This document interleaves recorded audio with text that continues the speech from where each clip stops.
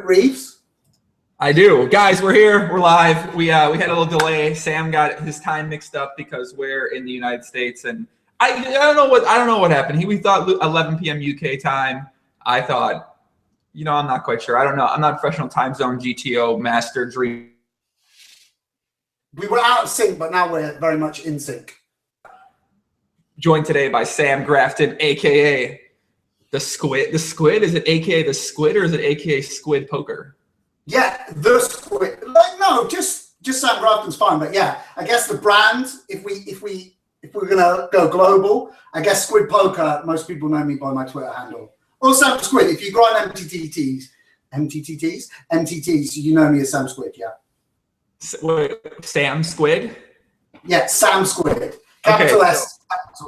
Sam Grafton, aka the Squid, aka Squid Poker, aka Sam Squid. Would that be the way to say it? Sammy_grinder on Full Tilt and Case Money Hustler on the iPoker network. So we won't go into that though, because that's a pretty poor choice of screen name. It was a bit carried away. What does your girlfriend and/or loved ones call you? Sam. Which is what you are now. You're in the circle of love, Joey. So yeah, Sam. Circle of love. What happens in the circle of love, kid? What anything, any special perks? Yeah, special perks. Anything you want. So how come you gave me the call up? How come you gave me that? I was excited when I got a little inbox message. There he is, Chicago Joey. What made you call? What made you like the bat symbol? When the squid, like Batman, the squid symbol appeared over Prague. Like Joey needs you for the podcast. How come? Well, of course, my friend, one of my good friends, MD Mark Daniels. Shout out to my fucking boy Mark. Big shout out to MD. He was making allegations that if me and you did a podcast together, it had the potential to be one of the. I mean, he put expectations really high. He said the #1 podcast of all time. I'm not going to quite get carried away and put expectations that high on us, but that's what he said. So I was like, well, we got to make this happen. Plus, I love people that have the English accent. We owe it to MD then, like kids in the playground when they're like, my mate likes you, he wants you on the podcast, and he gave me, and I was like, well, I like your mate, I like his podcast. He's set it together, and like boom, and the relationship already, the spark is there. So that's really cool of MD. He's like a little matchmaker. Beautiful. Well, I got to be honest. This might be the first time MD may have made a match for me or not. He's definitely been the middleman in a couple matches in my life. Some people related, some experience related, some drug related. So he doesn't always set me up in the best matches. That's what you're looking for from your friends, though. Yeah, to introduce you to new vibes, new experiences, new people. Like friends like that. That's like that's the #1. Pretty much the best thing that you're looking for in a mate. So yeah, that's really that's why I like MD. That's why anytime I go to a music festival, I always try to get MD to come down from Canada and come join me. Yeah, that's cool. So how come you're in Cali at the moment? I know a little bit about you, but I try not to look anybody up or Google anything or I don't do much research. I just like to kind of learn things about people when I talk to them on here. Most people I have on or I've had on, I guess even this year, I've pretty much known on some level, whether personal or friends, or we're like one mutual friend away. But with you, I actually don't know much about you. So why don't you go ahead and tell people out there a little basics, things about you, what you like to play. Well, I'll tell you, so that it looks like you know what you're doing on your own podcast, is what you're saying. You're like, Sam, I would introduce you, but I actually don't know who you are. So why don't I hand that to you and you do it? That's what you've got. Well, okay, I can give you my intro, what I know about you, and then you can give me first, because that's kind of interesting to me, what you would know, what like a PLO grinder in the States would know about me. And then I'll fill in any I'll tweak it if there's anything else to add. Okay, so let me I wish everybody had your enthusiasm, man. These would be the most fun thing. I mean, I already have a lot of fun, but these would be the most fun things ever if everyone brought your enthusiasm. I'm excited. I've been grinding. Actually, these last few weeks, when I've been like, I'm there and I'm playing the big AAE and I'm fucking, I've busted the 265 KO, and I've got a double stack in the big AA. I'm fuming. I think, like, I'm not going to tilt. You know what I'm going to do? I put on a little Joey Ingram, and he's just there. I can hear him. He's chatting away, and it just fucking relaxes me, man. It just chills me out. So now it's like, it's like, those films where they, there's all those 80s films where they're like watching TV and then they get to go into the TV and like meet that. This is like what it's like for me. It's like a week ago I was watching the Joey Ingram podcast, and now I'm on the Joey Ingram podcast. So like, how good is that? Do you know what I mean? That's good, yeah. Anyway, so it's kind of like once when I was like, just a digression before you introduce me, yeah. So like I have like 21 minute on the WSOP main event footage, yeah. There's like one hand I play with Greg Merson, yeah. And it's like, when you're on that, like when you watch yourself on it, because you've seen Norman Chad and Lon McCarran do so much commentary, when it like doesn't seem real when you're in there, you're like, wow, it's like I'm in the TV program that I've always watched. Does that make sense? It's like a real weird, particularly that shot, particularly the World Series main, which was like the first thing I ever watched of poker. To have my like 1 minute and be playing against Greg Merson, it's like a real surreal minute of footage, And like Norman Chad makes some joke about the awful clothes I'm wearing, and you're like, wow, this is like, and that's what I'm experiencing with you, Joey. It's the point. So anyway, go ahead with your introduction. Well, shit, man. All right, I'm ready to go. Okay, so my introduction would be, I don't draw things out for introductions too long. Normally, if I know something about the type of women you prefer, whether you like big, are you a big girl grinder by any chance, Sam? No, I don't know about this grinding of girls. Like, that's not like a metaphor that I like to use, because that's like, you make it out like it's work, like it's like a thing that you've got to go and like do. Yeah, I'm not really, it's not really my vibe. So no, that's not really how I perceive things. But anyway, carry on. So you don't know about the girls that I like, but carry on. What do you know? I definitely think you're a big girl grinder, by the way. And grinder's not used as like a working term. Grinders is used as like a playful term. Like, you're a BGG, big girl grinder, 160 or below, gotta go. I mean, I feel like that's Sam to a T. But all right, so if I was to describe Sam, this is what I know about Sam. I know Sam is a high-spirited Englishman who enjoys making videos for Run It Once and being entertaining. I don't watch many tournament videos except. No, I don't watch any tournament videos ever. Let's be honest, guys. I don't follow tournaments at all. I only follow a couple people like Fedor, because Fedor is NPLP, Pussy Lovin' Petouche, aka Shane Gamble. I follow his results as well. And that's what I would say, man. I'd say a tournament player who's English who makes videos on Run It Once. That would be my intro right there.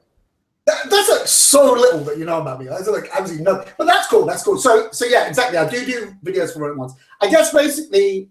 I'm like you basically said the tournament people are like Fedor and like Petouche, who are like who was that? Who was that second person you just said? Pratt. I don't. You have another nickname you might know him by? No, Gamble, Petouche. Not ringing a bell. Oh, are you talking about PLP, Pussy Lovin' Petouche? Oh, is that what we're calling him? Okay, yeah, PLP as you refer to him. Okay, I know PLP. But okay, so you're talking. Those are like the top.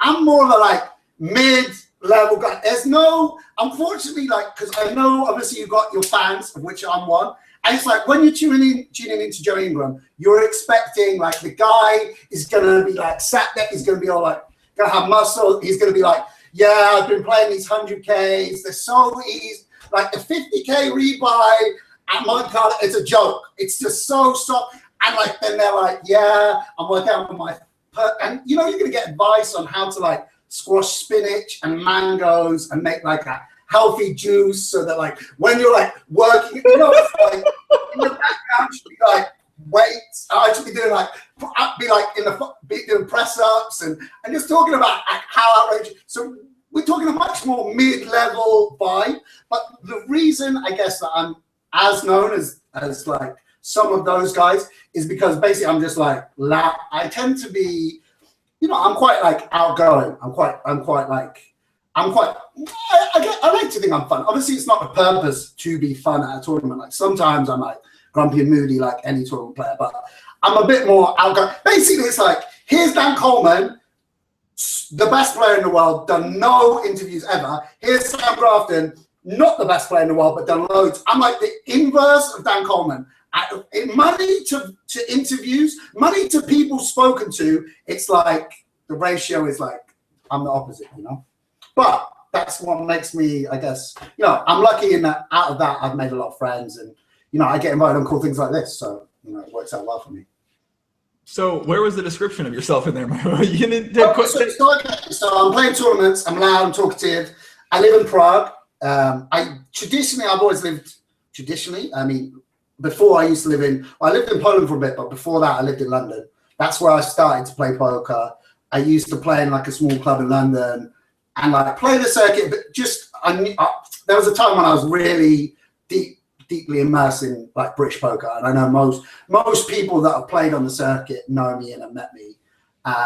So like that was kind of my vibe. There was a time when I was like online and playing live. Now I'm a bit removed from that, living in Prague, obviously. What else is there to say about me? I don't know. That's kind of it. Yeah.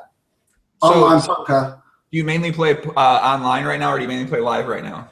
Right now, I'm playing like so much online simply because there's not really much good live cash in Prague, and I've just sort of knuckled down. After Bahamas, I played PCA and bricked that. And then after that, I was like, you know what? I need to knuckle down and just grind. And then obviously there's going to be Scoop. I do love to play like live tournaments. I played like a 1K in Rosvedov a little while ago, and like met some German people, met some of the Czech players and stuff like that.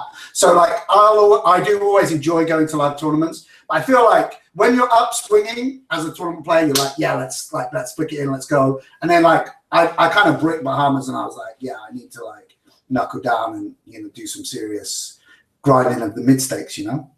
Well, I feel like most about to send some shots. I feel like when most tournament players brick the Bahamas, I think their go-to default is then to keep going and then getting more markup and keep bricking more things. It sounds like you're taking a different approach where you actually maybe move down to mid stakes and then kind of grind. I'll take both approach. Believe me, I mean, obviously, particularly when you're friends with like luck boxes, when you're friends with like Jake Cody or whatever, your view of the world is just like distorted. It's like, why don't I play these 10Ks? These like my friends are just like, they're just winning so much money. They like everyone I know's won an EPT. It's like, how could it even be that difficult to win an EPT? But like then you do play, you know, and then after like a couple of years, this is my girlfriend telling me. I'm just gonna, you know, then after like a couple of years of like spinning up and spinning down, you know, like I remember my first time not the first time I went to Vegas. Started playing poker. I went to Vegas with a few mates. But the first time I went to play the series,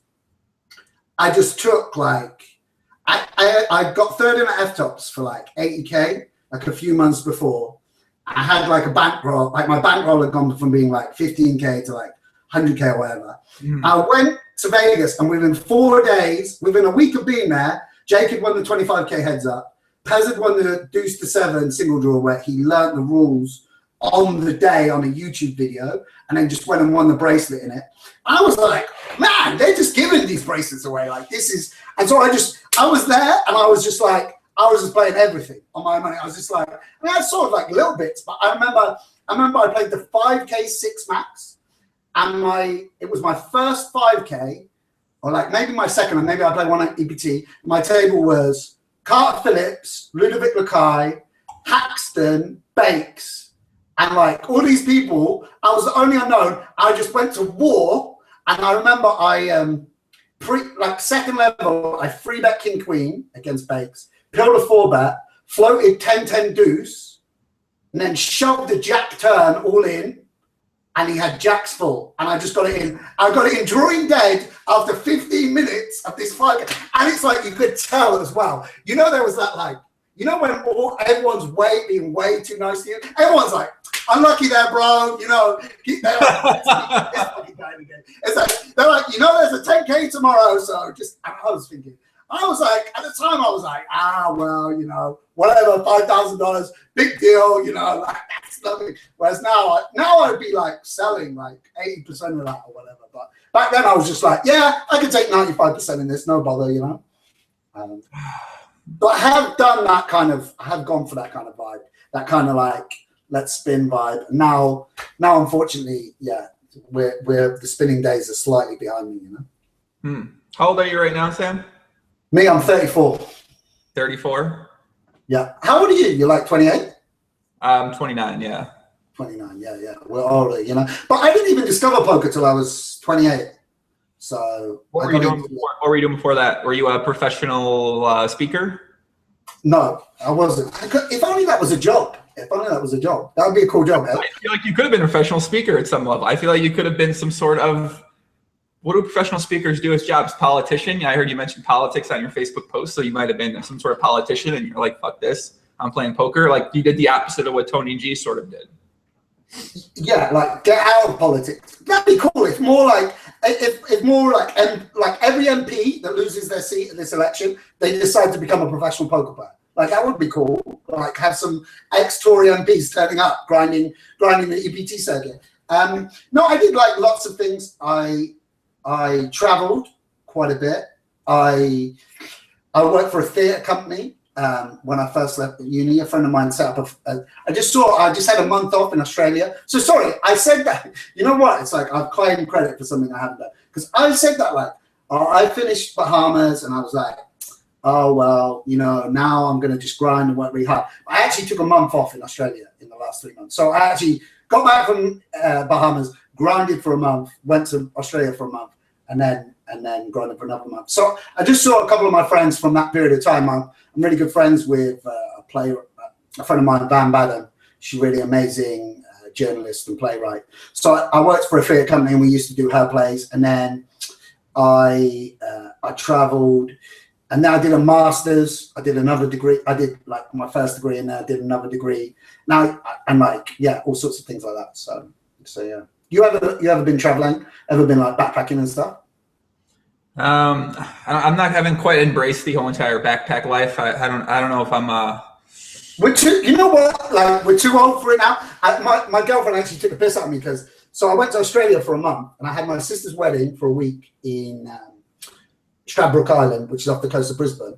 And then I bought this rucksack to take with me. I bought a real nice, expensive, like big rucksack. And I was like, yeah, me and my brothers were going like backpacking down the coast. I was imagining it like when I was 20, I went to New Zealand for a month, backpacked around and went to hostels. I did like 4 months. I did like a month in Cuba. I did like 4 months in Mexico and various things like that. I was like going hostel to hostel, you know, like meeting people and doing skydiving. And then I kind of imagined it was going to be like that. But me and my brothers, we just got like an Airbnb and then I stayed in nice hotels. And my girlfriend was like speaking to me. She's like, why did you need this rucksack? You could have done, like, it was kind of like nostalgia for the time when, you know, I was a broke, like 20-year-old, you know, like on the road, you know, like in New Zealand, I was like hitchhiking and all that kind of stuff. Whereas now it's like, I didn't really need the rucksack. There comes a point where like that kind of lifestyle is special if you are that age and if you need to do things on a budget. You can never like falsely create a world where like you go back to that if you're now like don't need to like hitchhike and don't need to backpack and aren't young like that, you know. You can't ever, sadly those times once they're gone, you know. I wonder if that's, I mean, I feel like some people could probably like rearrange their mindset to be able to embrace a or a backpacking or like a hostel sort of lifestyle. But you know what? I feel like the hostel's probably not even the same because also I stayed one night in a hostel. So I stayed with my friend Lauren in Brisbane. Not Brisbane, in Sydney. She lived on Bondi, but she was away for like, she'd been away, I don't know, she had some business thing. So the first night I stayed in a hostel and I went down to like the communal area. I'm someone, I don't know about you, Joe, but I like to make friends. So you used to go down to the communal area and then you just like meet people and it's like go for dinner with someone. But now obviously everyone's just like FaceTiming. Everyone's just like, they're FaceTiming back home. They've got their like apps and gadget. They're sexting. I don't know what these kids are doing, but like there's no like, it's not as like, you don't have to. And also I went to, you know, like back when I was traveling, it's like you need the book. What do they call it? Like the book library or whatever, where you traded books was like so important. It was like, oh my God, like can I trade in for a new English book? Because that was the only thing you had to keep you occupied. Whereas now, obviously, everyone's got it on a Kindle. Like, there is no book library, like book swapping thing. Like the whole like scene or like whatever, it might be different. Like, I remember when I went to like, spent 4 months, as I said, I went from Mexico City down to Panama and back up. Because I was like well obsessed with like Nicaragua and Chiapas and like a lot of like stuff, like, you know, like those kind of countries and their culture and history and stuff. So I spent 4 months doing that, and I had a girlfriend at the time. I used to ring her from a payphone, like at an appointed time once a week. Like, that's how we stayed in touch. Like, and there was no, I don't think I had a digital camera, so she never got one photo. I used to send an email occasionally, and that was it. Like, that was how we stayed in touch, because obviously it was like 2003. Like, there was no like fucking WhatsApp chat or instant send you a photo. And, you know, like it was a very different world then, you know? Mm-hmm. Does that make me sound incredibly old? And like loads of people just switched off. They're like, who's this old guy like telling us about the 1970s? Somebody asked if you're the reverse blockers guy. No, that's Sam Greenwood. Sam Greenwood is the reverse blockers guy from Run It Once. Am I freezing on you? You're freezing occasionally, but it's okay. Yeah, I think I'm. My computer's sort of. I don't know. I'm on my laptop. I'm on here in San Diego, so sometimes my laptop. Hey, am I right? Am I detecting a slight hungover vibe there, Joe? No, I just woke up. I woke up probably like 20 minutes before we were going to start, so I'm kind of like I'm waking up in the waking up mode right now. Okay, cool. I understand. But, I'm enjoying listening to your stories about you've done a lot of adventuring. It sounds like. Yeah, I mean, I was always like kind of hungry for experience. I feel like I still am, in the sense that, you know, like say even coming to Prague, like I was very close. I was very close to moving to Leeds after I'd been in Poland, and then opportunity came to move to Prague. And without knowing which was going to be best for me, like Leeds would have been a great city, and I have a lot of really good poker friends there.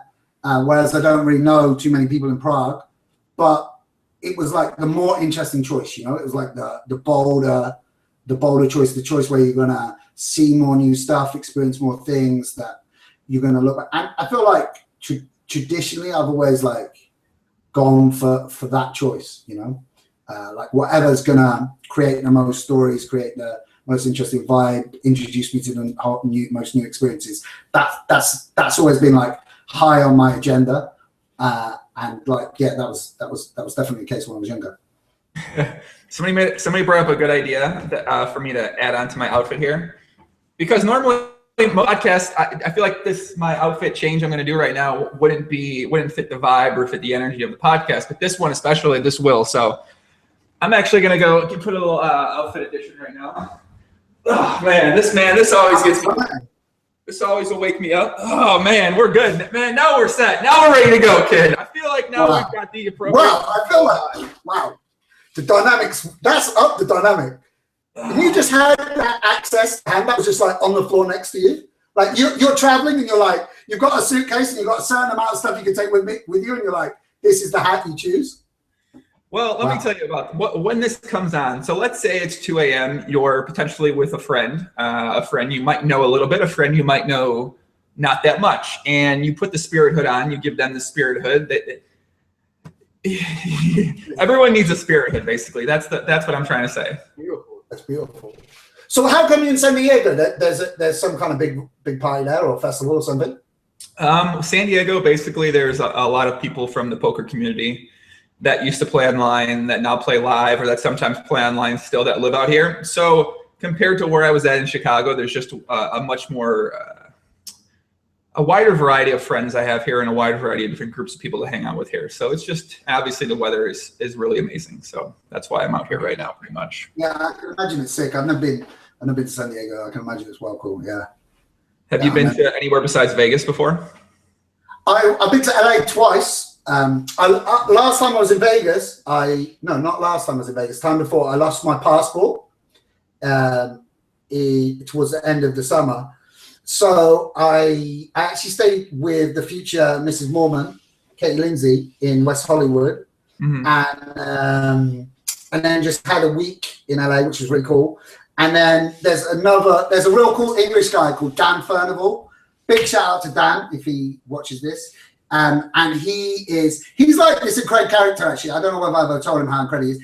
He's just like goofing. I don't know what, he's just like goofing around. Like, he's like sort of guy where he's like, yeah, I play poker, but he don't play that much. He's just like, he's an ex-model as well. So he's like, you're walking around with this guy, it's like, yeah, he's like super handsome. His like wife's like a model. Like they're both like they're just like kind of classic LA couple where it's like I feel like they were like looking at each other in London. They were like, you know what? We're just like too good looking for this country. I feel like the only place we can live is in LA. Or maybe like LA, like they reach out to them and say, listen, guys, like, you know, how are you living in Camden? Like the only place. Or maybe people just stopped and stared at them. Like in London, I feel like people would just be like looking and be like, what a hot couple. Whereas in LA, well, you're just average basically. So they feel a bit more right. Anyway, Dan's like an amazing guy.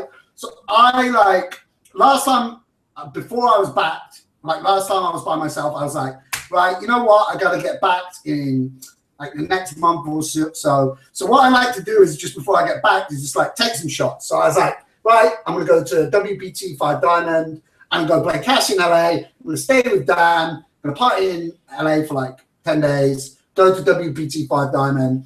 Play the 10K there. If I brick it, I can always get back to a few months later. So that's what I did and had a really fun time. I've got to say, like, I mean, I always say this, but I think because I watched so many Woody Allen films when I was younger, I have a real like cultural prejudice against LA. I really thought I wasn't going to like LA. But actually, LA is sick, and you can't not like it. It's so good.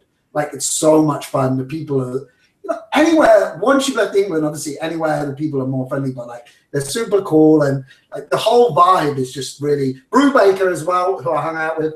Big shout out to you if you're watching. He's a great guy. And yeah, like, I just had a blast with it, you know?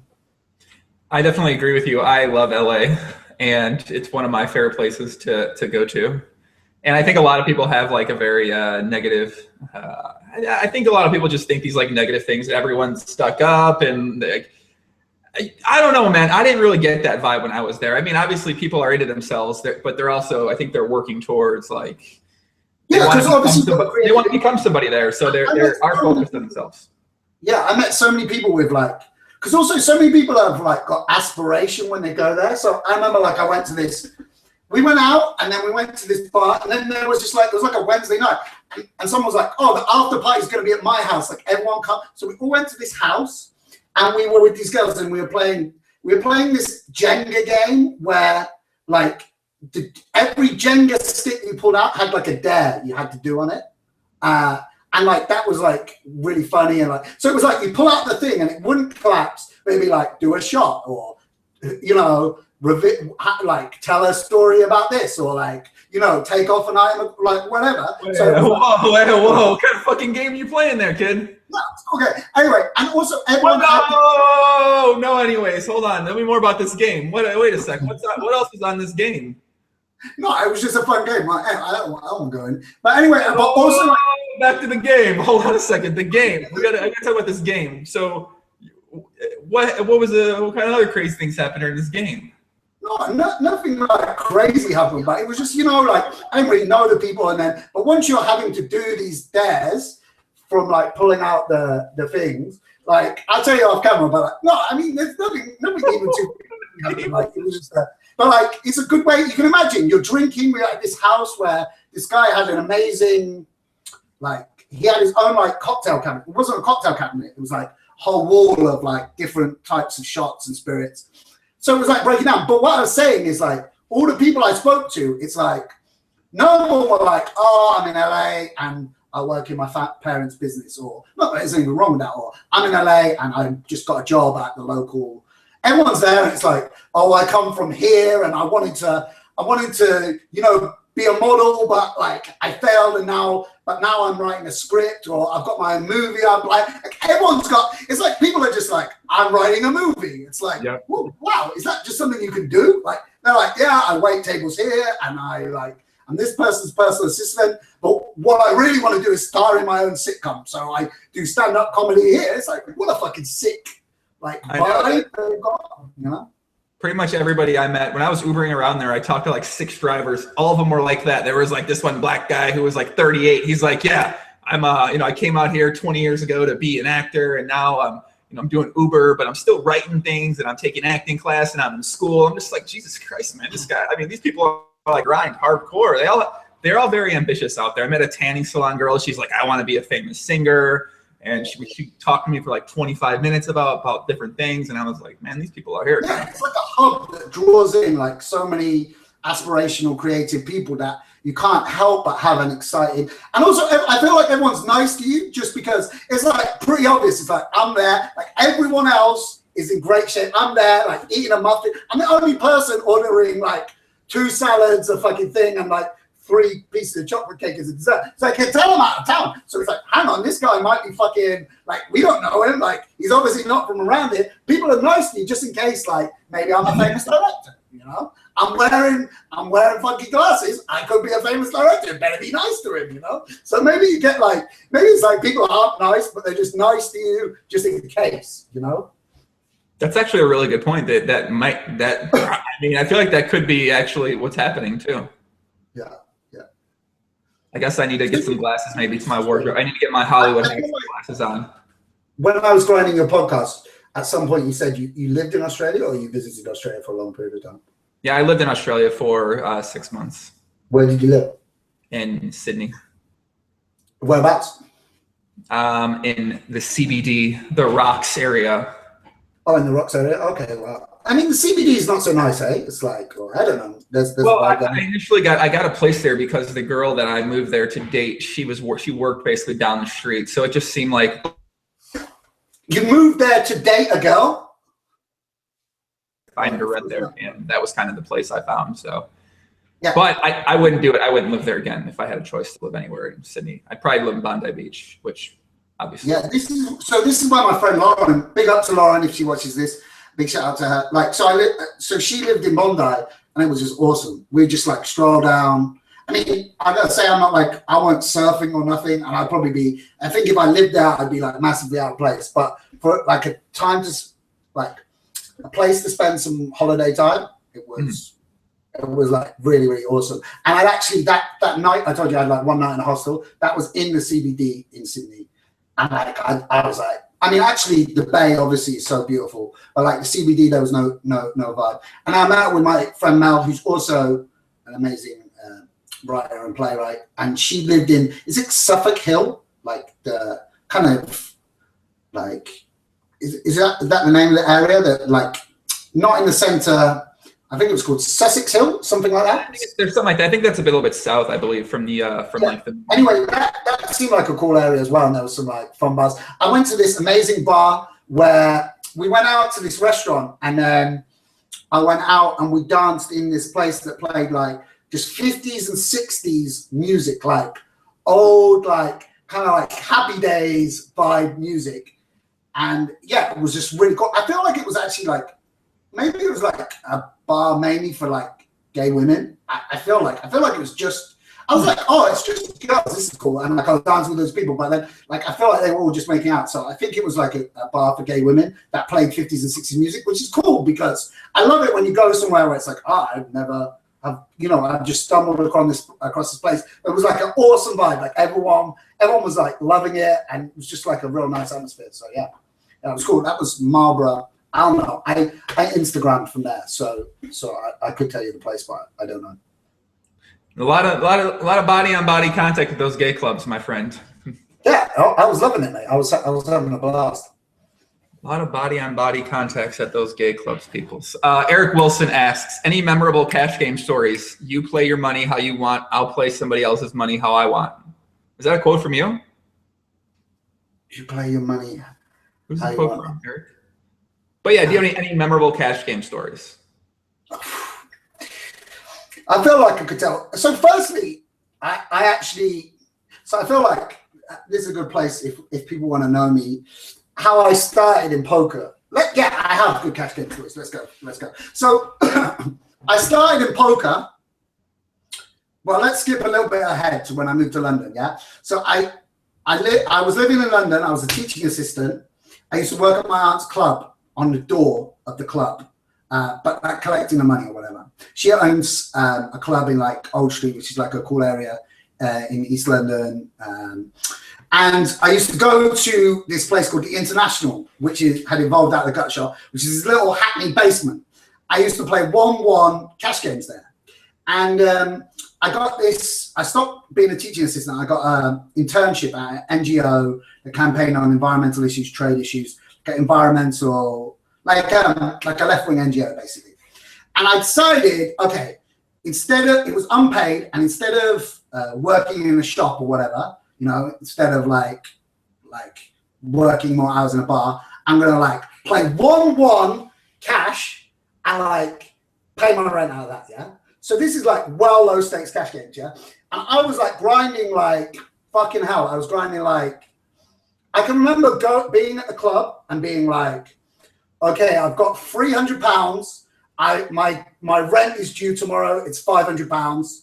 So I need to make like £300 minimum tonight in this cash game, And like, it was like, obviously I was doing it by the skin of my teeth. And actually I did manage to spin up at various times, but every time I spun up, I would just buy outrageous vintage clothes. I would like literally be like, wow, I've got £600 now. Better get this like vintage Letterman jacket, or like, just going to like, basically it's like my net worth is £600, but I'm going to buy all my underwear from American Apparel and make sure I have like, every variant of their like every color that they have on offer in underwear, and I have 2 of each, yeah? Because I got £600. I mean, 5 buy-ins, that shouldn't be too bad.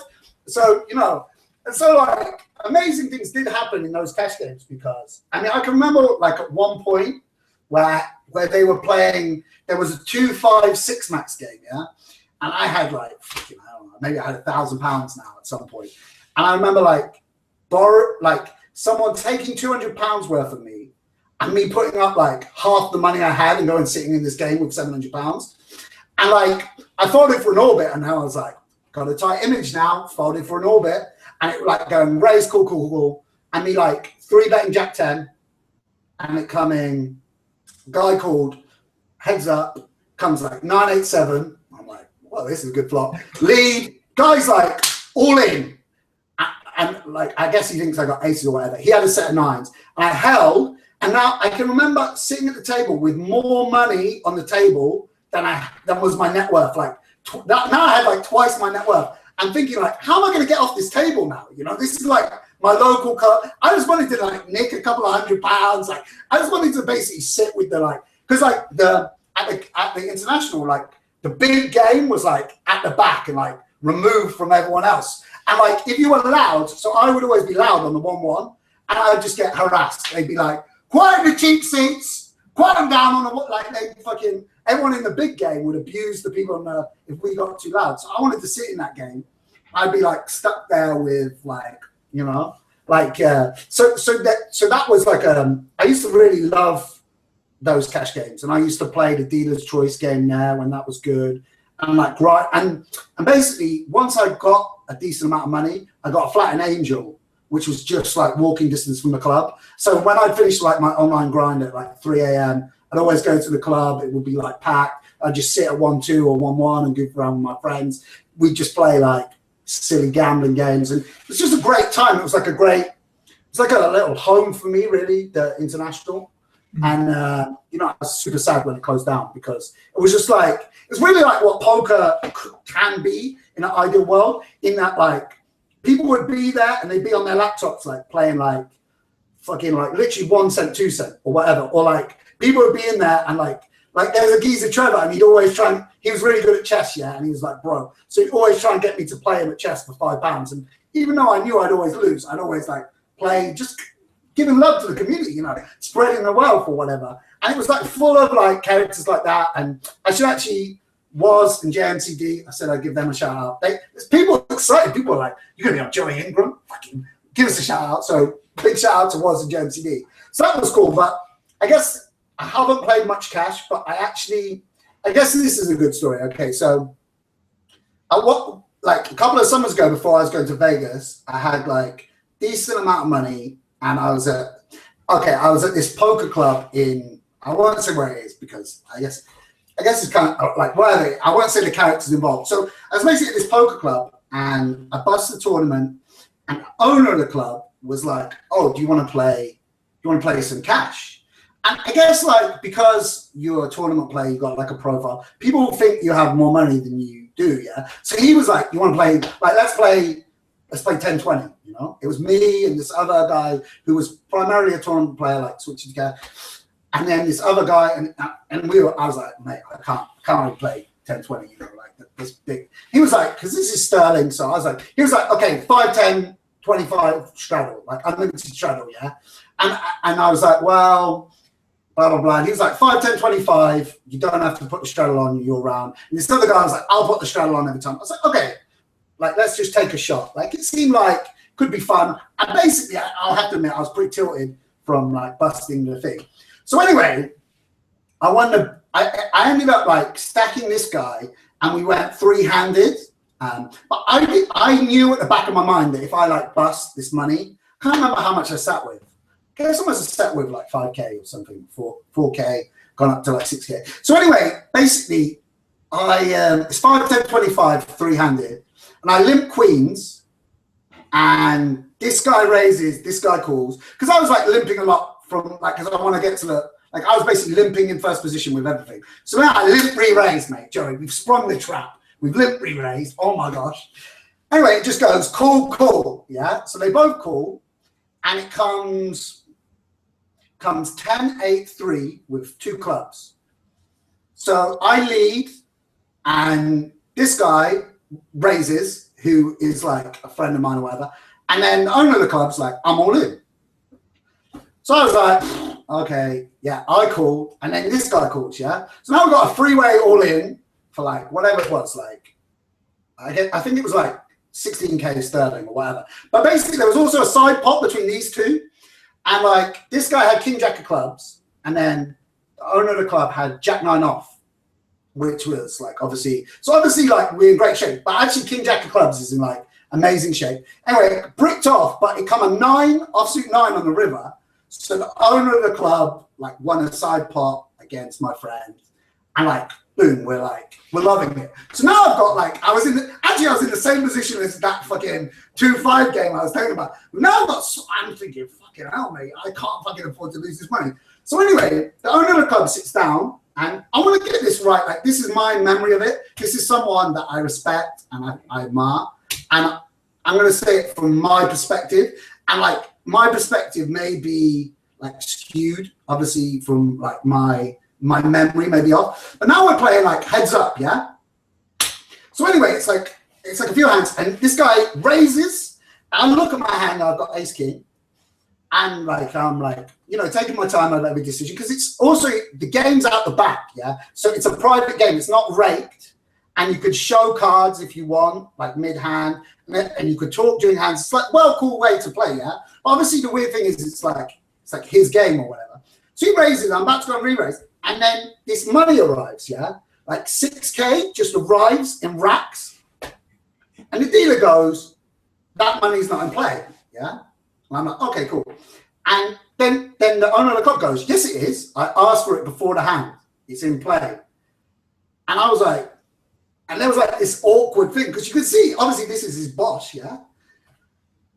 So I was like, well, and to me, so the owner goes, he goes, "Sam," he goes, "I'll put it to you." He goes, "Do you want the money in play or don't you?" Are you there, by the way? You've frozen up a little bit. You're there. Yeah, I'm here. Okay, so he goes, "Oh, do you want it in play?" And I was like, I honestly wasn't angry, because I mean, ace king, I'm a tournament player. Ace king's the nuts to me. I mean, I was loving it, but I was just like, because he said that, I was like, well, it's easier. I was like, I think like he said it wasn't in play. Like I hadn't heard them. I believe, 100% believe that he asked for it. Like he definitely would never angle. So I believe that he asked for it, but it's obviously just. Also, I was kind of thinking like this makes it awkward. Like the action's already started. So I was like, yeah, like. I think it's easier if it's not in play. He's like, okay, cool. So anyway, he raises, and so I re-raise, and then he 4-bets, and I'm like, yeah, I'm all in. You know, I'm a tournament player. We got ace king. We're loving this, right? Anyway, he's got aces, and it comes he shows it, and he's like, he's got aces, and it comes like 10, fucking like 10-8 deuce, and then comes Queen Jack, yeah? So I now stack the owner again for the like second time for another, now the second biggest pot that I've ever won. And he's like fuming because he's like, you wouldn't have got that in if because obviously you had like 6K. It's like, I wouldn't have been able to get in like 12K. And like, I'm probably like going to fold at some point. Like, it's going to be hard for me to get to the river in his hand, yeah? So, and he just like, I think he just sacked the dealer. I don't know what he did, but he goes to the dealer, he goes, you got to go. And you could see the dealer's thinking, the dealer's sweating, the dealer's like, oh my God, I fucked up here. And he's like, and so then I think also the owner I think he was like a bit worried that I might have angle shot somehow, or like he's pissed off with it. And so he just left. So now I'm just sat at this table. I've got all this fucking money, which way more money than I normally have, like in thing. And that was like the biggest cash game session I ever had. And the table was just empty. And I'm in this private room with like all this money, and the dealer's been sacked. And basically everyone's miserable except for me. But I was happy. That might have been the longest story I've ever heard in my entire life. What? That was a very long story, my friend. Oh, sorry, bro. Well, it's a long podcast. We got time. I was listening to it. The people in the chat were we were talking about the story along the way. So how much did you win that day? You won. You bought in for 4K, and how much did you end up leaving with? Yeah, I must have won 14K that day, 15K, something like that. Did you do anything to celebrate? Which for me is like a lot of money. It was good as well. I feel like it was like, because the thing about being a cash player is it's like way more hunter-gatherer, like being a live cash game player. I never forget that feeling when I used to play live cash of like going out with £400 in your back pocket and like coming back with £700 and then going out the next day with £400. I really love that feeling. And I had the money in my flat, like I got it in cash. I didn't go to ATM for like 4 months. It was amazing. I didn't go to ATM for 4 months, and then I took the remaining like 7K and like just changed it for dollars, and that was my Vegas money. It was so good. It was like, oh my God, it's never ending. You're just pulling out like, it's like, I'm leaving the house today, just pull out 4 50-pound notes. Great. It's like, this is how, by the way, some guys actually live. This is like that Andy Mosley lifestyle, I guess. But you know, like for me, it was an exciting, like, it was nice to be rich for a little while, you know? So you're saying you're not rich anymore then, but you were rich for a while? I was, mate, I had a great, by the way, I'm a fun guy when I'm rich. You know, do you ever like meet people who are like done really well and they're not happy, and you're thinking, mate, if I ever win an EPT title, if I've ever got like pure sterling, I'm going to be so much fun, Joey. I swear to God, you'd just be able to text me. I'll be flying to San Diego. I will be so much fun if I ever have money. The year that I had a lot of money, no one could complain. Not everyone was having a good time hanging out with me. Believe me. I'm great fun. But some might say that for those people that have a lot of money, the reason they keep having a lot of money is because they don't have that habit where they do things like that, because that's how you keep having a lot of money. Yeah, you know what? That's the catch-22 there, Joey. That's the catch-22. Yeah, it's probably true, you know? Yeah, I feel like if I kind of had a lifestyle like that before, where you're spending a lot, but you also have a lot. And what happens is it's hard to sustain, because especially if you get in the mindset where you're always going out, doing things, spending money, you're focusing less on, being good at poker and staying good at poker and working hard at poker. So then your money dips down slowly. And then at some point you need to regroup and then, get back into things, Yeah, that's definitely the case. I mean, I feel like, I've heard, in all seriousness, I've heard that like, like if something really good happens to you, it's like, basically like if you win the lottery, but you're like a grumpy person, you'll be happy for like a few months, like right. Maybe like when the initial euphoria is there, but after that, you're just like a cunt with $1 million, yeah? And if you're like a, happy person, actually, if something, God forbid, bad happens to you and you go broke, your business goes under, you suffer a like bad injury, you'll just be like a happy person, but now with no money and no business, like after you get over the hump of like, and get used to your new circumstances, I think like, there's just some people and it don't matter, like they're always, even if things go well for them, they're not much fun to be around. And other people, I like to think that I maintain a decent, although I moan and groan about things, like whatever happens, I'm going to be because also like before I played poker, I mean, I don't want to say I'm lucky because actually these guys that made a lot of success at 19, a lot of them are still nice people and stuff. But like, I didn't have anything, you know, like when I was like working, like I was like an activist for a while. I was like at uni for a long time, did theater, which didn't pay anything. Like there was a time when I didn't have any money. So I feel like, I see it as like a bit of a free roll, like a sick free roll. Like when poker's gone well for me and I like can enjoy myself, like certainly the first couple of times, like, so I've had money and then sort of gone busto and had money and gone busto. Like the first few times I was like, mate, whatever, like this is a sick spin up, yeah? Like we came across this strange game and got good at it and got remunerated for it. And it's kind of like a little bit of a life free roll, you know?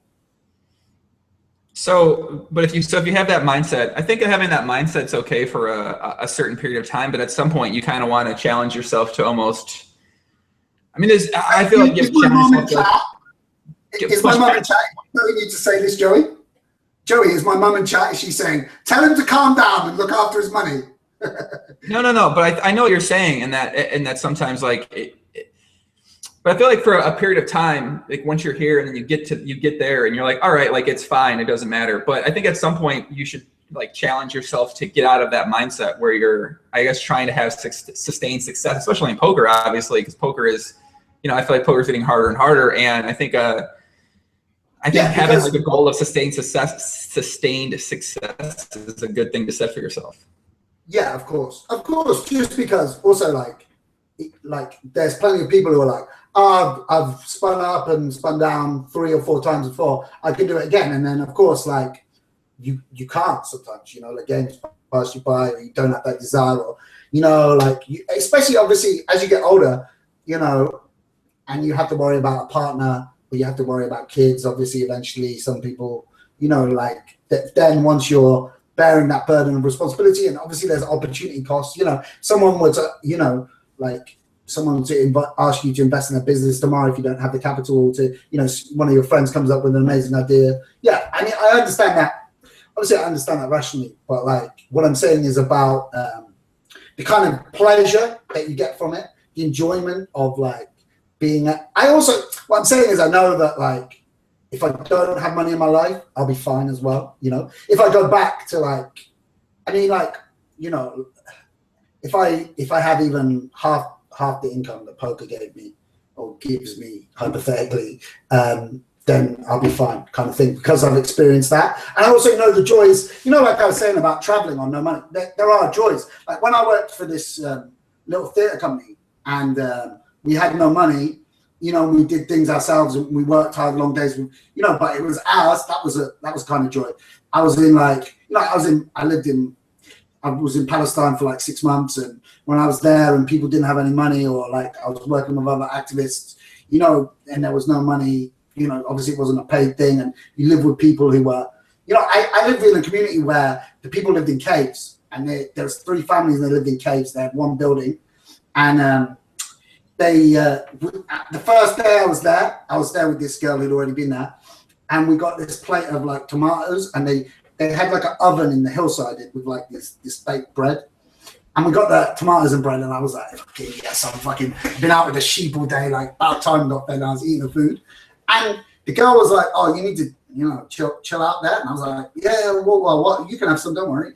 And she was like, well, when we finish this plate of tomatoes and food, then the men in the family will eat the rest. And then whatever they leave, then the women and the kids will eat after that. And that was like, this plate of food that I thought was for me and her was actually for the fucking family of like 10 plus me or whatever, family of 8.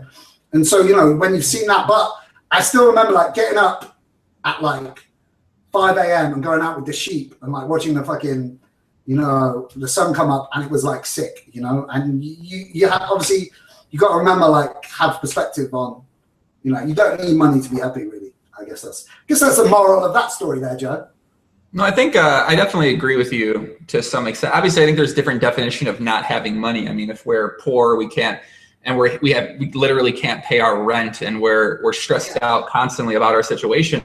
Well, most people aren't going to be happy in that situation. Whereas I think it takes a certain person that has a certain outlook on life and a certain approach to it, kind of similar to the things you're saying, to really like accept that. But I mean, I've met a lot of people in the past year and a half since I've been back in the States who we consider have no money. I've not met one person who's like happy they have no money. I think it's really hard to have in a mindset where you can really still find this like real happiness with everything that the situation you're in when you're struggling like that, and you're worried about how you're going to live, and you're worried about how you're going to live somewhere and how you're going to pay rent. Yeah, of course. Like those people that are like severely economically disadvantaged, who are underpaid for the work they do, who have to like raise kids, you know, where they can't, you know, they have to work too long hours, so they can't spend the quality time they need with their kids, or they can't provide housing which allows the kids to have, or toys that, you know, that allows kids to have space and freedom and, you know, develop in the way they want them to. That's obviously very difficult, and that's different to like what I'm saying, you know. But what I'm saying is like, you know, once you've got a level of comfort, I feel like the extra money doesn't make a huge amount of difference, you know, to me anyway. No, I think that's true, but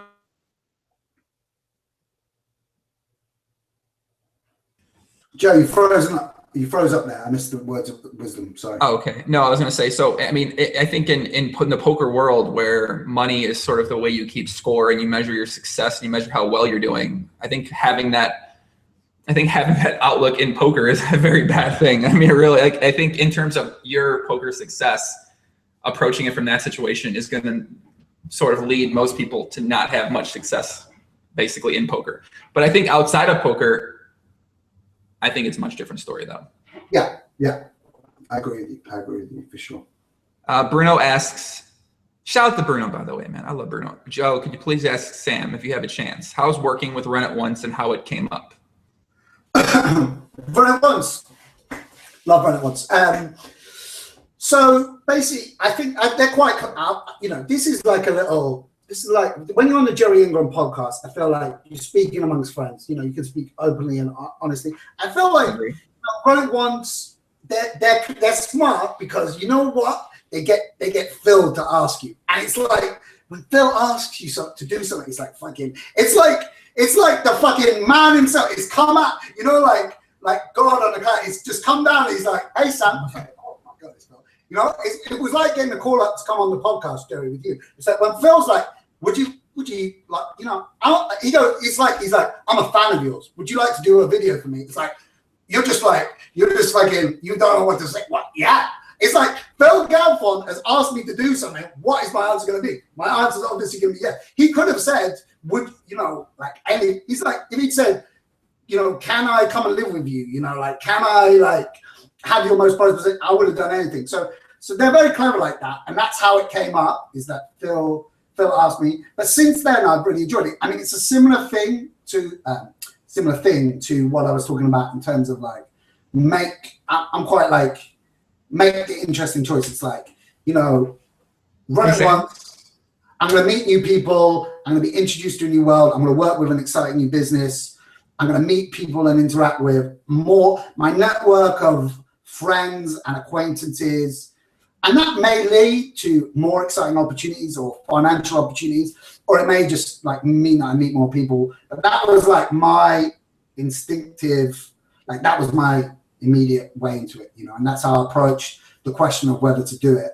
I gotta say, like, you know, I was maybe a bit naive in that I feel like it's a very natural thing for poker players who are in awe of someone like Phil and just also being English. I didn't really negotiate about the price.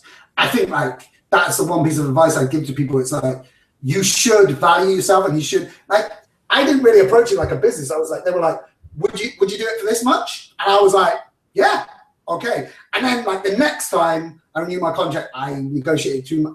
I was like, I feel like that's something you should think about if you ever get the opportunity. That's just a bit of advice. Is like, you should approach it as if like, yeah, I'm flattered to be asked and I'm flattered to be involved. And now like, let's talk. I have actually something. I'm gonna add something to that. I have to go to the bathroom since I'm doing a fitness prep and I've been drinking. I have literally like 3 things of water. Can I see the chat? Do you want me to answer? Yeah, you can see the chat. Yeah, I'll send you the link on YouTube, and then so I'll have you. I'm gonna follow up with that because you made a really interesting point right there that I'm gonna talk about. Where do I follow the link? I sent you a link on Facebook, but I'll give you one quick question to talk about, and then I'm gonna go run to the bathroom, and then. because I got to pee and I don't want to use a piss bottle on the podcast. No, man, that's too. Although we said it's a circle of friendship and trust on this podcast, piss bottle's like too far. So I understand. No, I mean I want to use a piss bottle on the podcast, but I just I'm trying to be politically correct. Okay. Well, Daniel Negreanu peed in the piss bottle on his live stream. I guess I could have mine.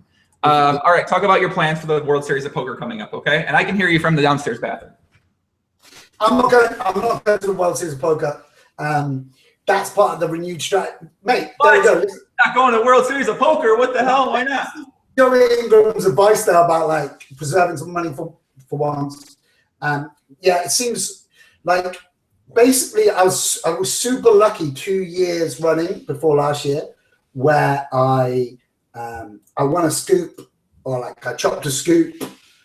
In this like month coming, I won chopped the 2K for 240 3 years ago, and I chopped the 1K Super Tuesday the next year for like 140. So I was like, boom! I was always like, I've got loads of money, and I'm going to go to the World Series, and never worked out. I never made any money. Never like did very well. And then so this time, even if I do well in scoop, which is obviously not in any way guaranteed. This is weird because I'm not speaking to anyone now, but I suppose I'm answering the question. I'm not going to go because I just think like we ain't got the sterling, we ain't got the USD to make a run at it this time.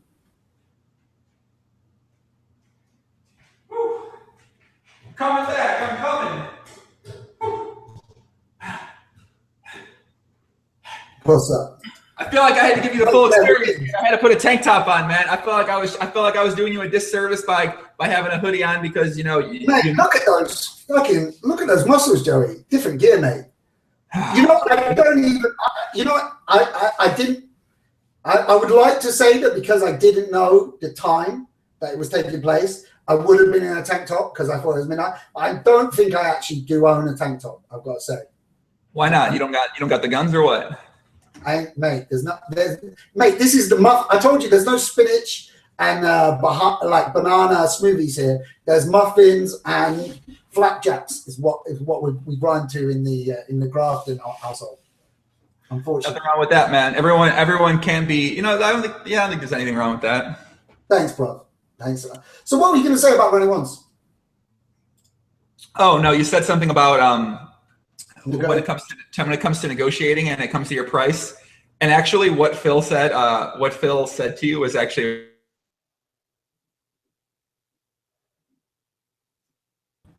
I think that telling people that you're a big fan of them, even if you aren't a big fan of them, is a GTO approach to getting people to easing people to what you're going to ask them. To be fair, the negotiations didn't happen with Phil. I got to say that. But yeah, I agree. Because also, by the way, I feel like sometimes it happens with horses and backers as well, where the horse is like, the backer is often like someone that's an online legend and you've always looked up to, particularly people who are in their first like deal with as an MTT player, and they're like, and they let themselves kind of get like pushed around a little bit, and you can, and it's a very hard thing to do as a poker player, like, your peers, you want to just be like kind of friendly with them, but like, yeah, I think it's important to see yourself as a business. It's not easy because we're humans and you want to like take the human approach to everything, but like I think if you are going into that world, you need to be aware of like what you're worth and try and fight for that. And also it's just like normal in negotiation, like at the end of the day, the people who work at part-time running ones, like they wouldn't be doing their job if they came in with the highest offer they could afford first out and left themselves no room to negotiate. It's like almost like an expected part of like business practice that you would come back with a counter offer. But I was just like, I'm excited. I'm excited. Yeah, sure. That's it. And I think like that can be like a little bit, you can be like a little bit naive. But summarize about running ones. It's been a great experience, and it has been like everything I hoped it would be, in that it just has introduced me, and I've had to work on my game so much more as a result of like, I'm putting up these videos and I'm like, I think we should, like get this in, I guess. And then people are like, well, do you have any maths to prove that? And I'm like, well, No, but you know, I've always done it. Like, and then you think, oh, okay, I ought to start running the numbers, and you become more wary. There's plenty of spots where I was just like, yeah, I think this is fine to shove here, and then someone points out like, well, actually, that's going to be a losing play, and you're like, okay, well, I'm not a very good instructor, and so now, obviously, before I put up a video, I'm like way more careful about making sure that everything I say I can justify and back up, and like my game's improved so much because of the community, because of the like posts that people, you know, people spend a lot of time putting up really, really good posts and responsive videos. I met so many cool people through it. The other instructors, I mean, obviously, you know, Jakun, like, you're a legend, like, but all the other instructors as well, Seth and Nick Ramponi, like, they're all just like such great people. And also I'd say that as a business, they also allow you it's so important to us as poker players that we have our autonomy and we don't feel like, I don't want to feel like, oh, now I'm working for a business and I've got to be like meeting deadlines and getting pressurized. You know, they prompt you to make sure that you're supplying the material when you say you will be. But, you know, and they don't make me like hack promote it. Like whenever I've tweeted about how cool Run It Once is or how cool a video is, that's always come, Joey, you're breaking it out now, mate. Go on, let me see it. Let me feel what like people were experiencing last night. Well, this wasn't quite last night, but this is my go-to outfit right here. Spirit hood. And then we put the this is like the GTO dance move when you're really fucked up. You just stand there like this and do this. That's it, man. That's my I've only got a little taste of it, but I'm excited by it. You know, I'm super excited by it. Study So said, not great. Not only do training sites make bad regs better, but pros get better too. Pretty good point. I know the Joey Ingram podcast. This is like, by the way, this is like your go-to thing. You love to slag off training sites. It's like Joey Ingram. You're fucking like hating him, ain't you? But come on, man. Okay, now I gotta say this because I was watching Run It Once video last night. Obviously, shout out to everyone that's putting out free content, making me better, and having no idea they're making me better and allowing me to crush PLO. But it just makes no fucking sense. I don't understand why these people would fucking want to make. It's honestly like when I watch these PLO videos, my fucking mind is blown because it makes no fucking sense why you'd want to make somebody like you're just like. I'm sorry, I just don't like. Why do you want someone to just make them crush the mid-high stakes PLO games? Like it doesn't make sense to me. I just don't understand why you'd want to do that. But mate, it's going to be going out. It's going out for free on Twitch anyway. So I mean, you know, but Twitch is a different caliber of content, though. The people talking strategy on Twitch right now. I mean, there's a couple good guys. Shout out to my boy Adrian Phoenix, who's the best Twitch streamer ever. But besides that, I don't think. I mean, yeah, I understand. Fucking tournaments. You know, there's a couple guys who might be popular. Who I mean, I'm not like. I don't think like anyone really good is learning anything from those people. I'm talking about really good players. It just seems crazy to want to make other really good players better. Really does. I can see how you can be worried about that. But something you said was interesting, which was that you wanted to see when someone said, "Do you have math?"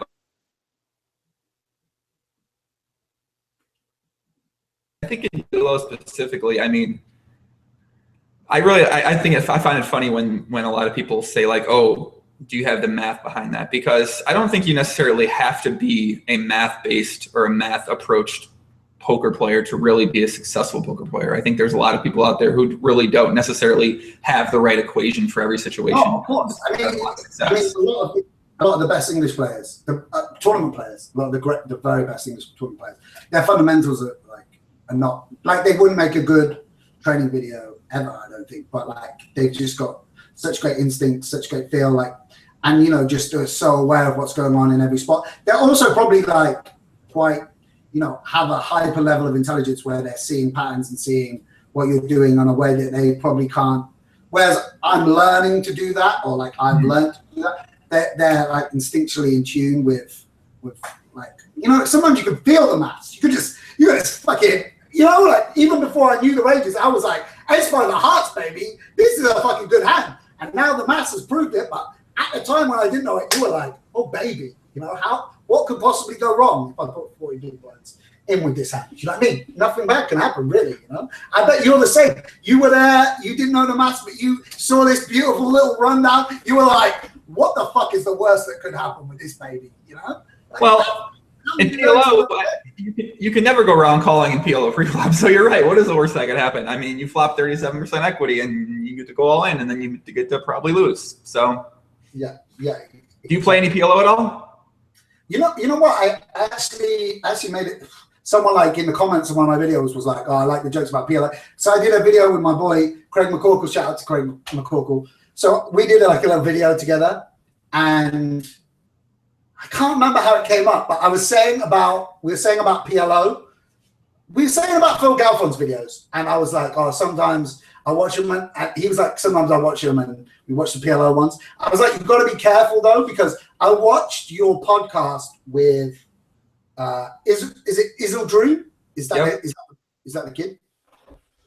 So I watched that video, and you did like a hand history, yeah, where the guy got check shoved on the river on like ace, 7, 5, and then the river's at 8, and the guy makes a bigger boat over this guy's boat, and he check shoves. And I was thinking, you know what? I would fold there. I would fold the second nuts, yeah? So I thought, maybe I'm really good at PLO. Maybe I didn't really, like, Joey Ingram's putting up this hand, and this guy, they're saying he's made a mistake by calling with the second nuts. I would have folded the second nuts. I mean, mind you, if you put in like $5K, I will fold pretty much anything that isn't the nuts. Yeah, that's true anyway. So I was like, maybe secretly I'm good at PLO. So one time at the end of my session, like at the end of that session when I watched it, I put up a 25-cent PLO, like PLO 50 or PLO 25, and just played 2 little tables, mate. And that was my little feeling back into the Omaha world, you know? Mm-hmm. Because I've only really played live before. There was like 2 months, 3 months when I used to play at this club where there was a really good mixed game where it was 6 or 7 handed. It was Paducah. It was Omaha high low, super studs, and triple flop Omaha. And we used to play triple flop Omaha like 1, 2, 5, and that was like, and I won some big pots, you know. Wait a second. How does triple flop Omaha work? You play 7-handed. There's no burn cards, and you play 3 boards, and you have to win more boards than your opponents. So you can win 1.5. Yeah. What? That game sounds fucking sick. Triple flop Omaha? It's sick if you play it 4. You really need to play it with like 5 cards, play it 4-handed, because sometimes if you play it 6-handed, like everyone gets a bit too cautious. Because if like 4 of you go to the flop, it's like everyone gets a bit like, you need the right characters to create it, because you can imagine it's like quite complicated. And if the wrong characters are in there, people start like checking too much. Whereas if you get the right characters, you like people are going for it, you know? Triple flop Omaha, huh? Yeah. So I used to play like pretty solid in all the games. I used to make all my money in Super Stud. Have you ever played Super Stud? I think Skalansky tried to explain this game to me. I don't know the game at all. You get down like 5 cards, and then you pick the best 3, and then it's stud, high, low, pot limit. So basically, everyone's got like ace, deuce 5, ace, deuce 3, and you can be like rolled up quite easily, obviously. And then you just like go for it, basically. You know, you get dealt a low card, and you're like pop. It's like, yeah, it's like pure, like a very gambling game, but still, like people used to make massive mistakes in it. Like people, you can get like good fucking free roll going where they won't pass their low, and you're just like, you've got them locked on the high, you know? Super Stud. I'm trying to actually. I think my friend Brian Hastings told me about Super Stud. Yeah, it's really. I mean, it was. By the way, I'm sure I was terrible at all these games, but like it was just a lineup where there was a lot of fun players. It was a fun vibe, and yeah, like just for 3 months, I played like mixed games quite a lot. Like that was the big game at the club, and felt like I was making good money. Whether that was just obviously there must have been a huge amount of variance. But like that's really sad. Like one of the few like things about my poker career that I regret is like felt like at one point I was like, I'm doing really well at MTTs. I'm gonna like learn these other games and be really. And there was a time when I was playing live cash and I was good at that, and I had like a little bit of the other games going on. And like now that's died away. You know, I feel like tournaments, for me at least, the way my development's gone, I need to work hard just to tread water, like stay where I am. You know, tread water, and I haven't been able to learn other games. You know, which is a great shame. I think one of the biggest mistakes I made a long time ago was trying to play more than one game at one time. So I think what happens is you find that unless you're like elite world class at one game, you're then going to be playing mediocre at both games, and you're going to be like, you're always going to have each game in your mind. So even when you're switching back and forth, you're still obviously changing your thought process, but you always have these other tidbits for different strategies you might do in this situation. And it just kind of all convolutes together. And I really think that it has a negative effect. Yeah. I mean, definitely the way the games are now, it's super difficult to, you know, like, to improve like other games and have the spare money and the spare time to kind of dedicate to that. You know, it's really hard, you know? No, I definitely agree. Who's in the chat right now? I got a couple shout outs right now. It's been about an hour. I'm gonna give shout outs. Fiending, leave Sarah alone, you creepy motherfucker. We got love for creeps. Nah, fuck it, you can keep bothering her. Sturdy Sub, what's up? Sturdy Study Stove, what's up? Puppy, Charlie Verg, what's up, Charlie? KO Joe, Kim Jong Joe, what's up? Sarah, what's up? Thanks for joining in from work. Andre S, Daniel T, aka GG, see you later. What's up, Puppy? Epicurus, what's going on?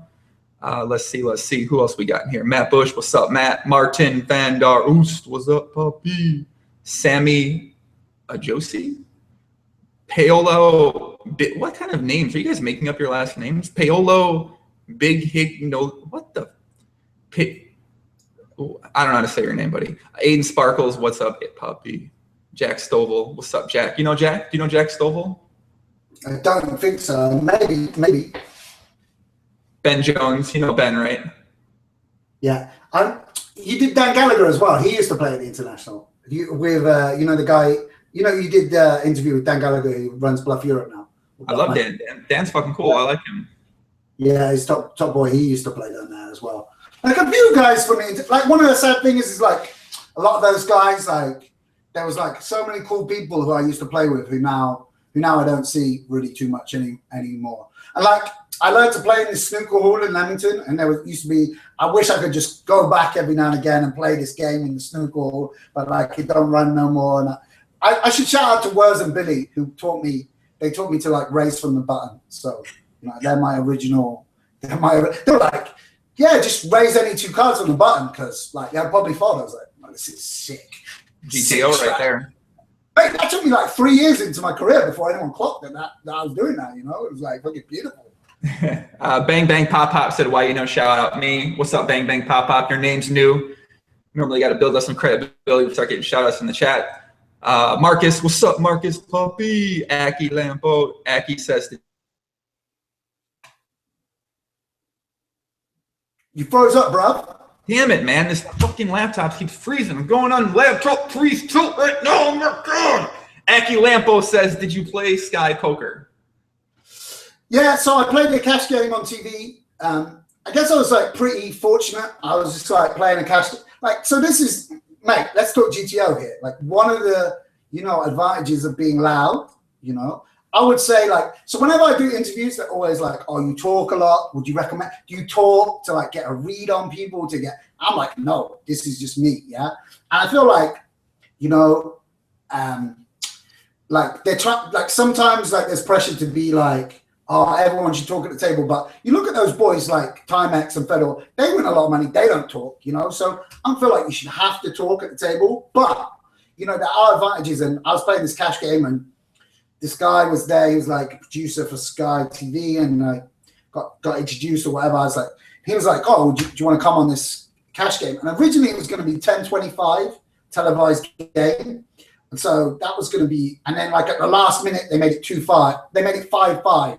So it ended up being a lot lower, but it was really good. And so I did the second series of that, which is on YouTube. And I was kind of lucky because I was sat next to James Dempsey, who's like a good friend of mine. And so I guess like that was my first like TV poker thing, but I was sort of super relaxed because it was like Channing was there as well. And like he's easy to get on with. And I probably like ran above expectation as well. Like things went my way, so I wasn't like in a bad mood or anything. And came across well. So then because of that, I got to do the next series of it. And then because of that, I got to do commentary. I did commentary on the UKPC, which is the Sky Poker Championships, parts 1. I mean, I'm no stakes, but you know, I do an okay job, and that's like something exciting that's come out of poker. Like that was really interesting to think. Okay, what makes a good commentator? What should I be saying? Like, what does the you know? It's good to like just wow, what an experience. You know, if my poker career ends tomorrow, like how exciting that I got to do something like that. And that's another reason like Run It Once was cool, because I guess that gives it an air of like respectability or whatever to my expertise. And then I also feel like I wouldn't have got invited to Shark Cage if I hadn't already done those. Because obviously, like most of the people on Shark Cage, it's just like you got the superstars, you know, like Esfandiari or Daniel or Hollywood Haxton, as you call him. You know, you got those big names, and I'm really like, you know, I'm just like a mid-stakes grinder, really. So, but I think because I've been on TV, someone's done it in the chat. I've got a chat now. Shout out to Stapes. Yes, shout out to Stapes. He's a legend. You know, because I did those TV appearances, I guess they felt like it came across well, or my personality suits TV. I did Shark Cage, and then I did second series of Shark Cage. It's coming out. I could be a millionaire right now, Joey. I'm not allowed to tell you the results of Shark Cage and whether I've won $1 million. I might be a millionaire right now, so you don't know. Watch. I think it'll be probably episode 1 of the next series. I'm in the next series of Shark Cage. Who were you playing in the Shark Cage with? Hey, it was sick. So I had my boy Cody. Shout out to Jake Cody one more time. So obviously that was great because me and Jake are really good friends. Jen Shahada, who I'm also like good friends with, and knew through Run It Once. So that was really nice to have people I knew well. And then it was Ronaldo, the footballer, who was like an idol of mine. Fat Ronaldo, can we call him Fat Ronaldo? The old Ronaldo, you know, the Brazilian Ronaldo, not Cristiano Ronaldo. And a qualifier called Connor, and Tito Ortiz, who is the qualifier you played with? Connor, his name is Irish guy. Oh, Connor, okay. And Tito Ortiz, who's a UFC fighter. That's a pretty sick field right there. Mate, it was sick, by the way. Obviously, it was good fun, because it's like Ronaldo's just like limping in, and Tito's like, yeah, it was honestly, I played more interesting hands in Shark Cage this series than I did in the whole of the last. Like I played like 5 really cool hands, at least 5 really cool hands, and it was just good vibes because like Jakey's just like, again, similar to being with Dempsey, like having one of your good pals there. It's not like that. It's one of those moments, Joey, where you're just like loving it. You're like sick that we're playing $1 million free roll on TV. Like how sick is our lives right now? Like sat next to each other. It was really nice vibe, you know? So It was cool. It was cool. So does one of the people out of those 6 win the $1 million if you win? No, so one out of 6. So the other cool thing about this second series from obviously one of the points of the Shark Cage is it's like a fun vibe, and Stars, you know, Hartigan, who runs it, you know, they create a fun vibe, and I think it's important like to go into it not like worrying about your edge too much. But obviously I'm a poker player, and that comes into my mind. And one of the sick things about this one is last time there was 8 heats of 6. This time there was only 6 heats of 6. And last time I had one celebrity who was the legend Mike Tyndall. Shout out to Mike Tyndall. Doubt he ever watches this, but whatever. Shout out if you're there. This time there was 2 celebrities. So if you think of it like my EV in this coup, when there's like now only 6, you know, they were like, I don't know the exact lineups, but I feel like they were like, they got rid of some Germans, like some really good German poker players, and like got some UFC fighters. And I don't know, that's the lineup I'm looking for. It's like, if we can dump Wizzo and get in some retired athletes, I'm all for it. You know? And that was more the vibe, even more the vibe for the second series. So that was like loads of fun. And it was a good exchange. Yeah. I'm excited to see that one. I know, well, obviously you're playing with Jen. I'm friends with Jen too. I love Jen. She's very great. Jen's one of the nicest people I've met over the last couple of years in poker. She's a real cool girl. I agree. Also, I think, do you know Karen Brutieg? She was a Shark Cage qualifier, I think, this time around. You know what? It's like, I know. So she was. I know she's got a boyfriend now, so I guess we should. She was she's seeing a friend of mine, like one of my very best friends for a while. And so we got to hang out loads. She came to my flat here in Prague. She's a super cool girl. And also then roguely, I discovered, so I like, I don't know why I went on a page, but you know, like Facebook flashing stuff up, and we had photos together in Surrender, and we'd had a cabana in Surrender together. I hadn't even remembered. I got a cabana with. I didn't realize till actually I started working for Run It Once. It was with all your type of boys. It was Odson was there. It was like a weird lineup where it was like UK boys. It was like Pez, me, Jake, Dempsey, and then like these guys we didn't know. But it's like, I don't really know who they were. I was like, oh, hey, how's it going? But they were all your PLO guys. I guess, I don't really remember. I was like a bit drunk or whatever. It was like cool. It was a cool night, yeah. Oh, well, I think Karen was probably, might have been hanging out with Odd Odson at that time at Surrender, which was probably why she might have been there too.